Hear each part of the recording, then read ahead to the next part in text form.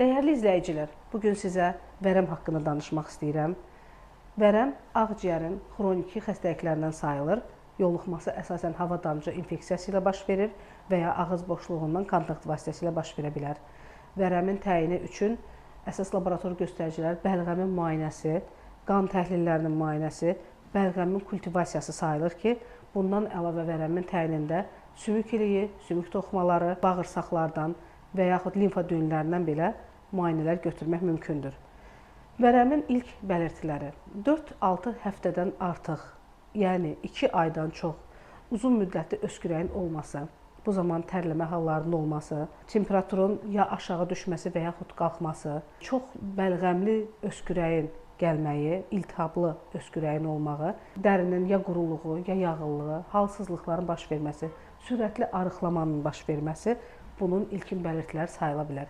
Əgər 2 aydan artıq öskürəyiniz davam edirsə və sürətli olaraq bu zaman arıqlama müşahidə olunursa, mütləq vərəmə qarşı yoxlanılmağınız məsləhətdir.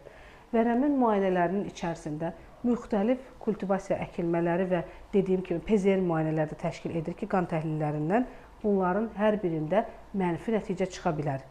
Əgər ki, şübhələr varsa, diaqnozlarımız təsdiqlənmirsə, müxtəlif digər diaqnozlarda üstünlük verməliyik. Ona görə yoxlanılma kompleks getməlidir. Vərəm xəstəliyi qorxulu bir xəstəlik deyil, onun müalicəsi mümkündür.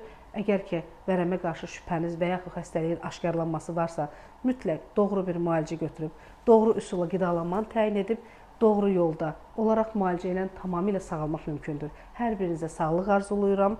Xəstələnəriksə də tək ki, çarəsi qılınan xəstəliklərdən olsun.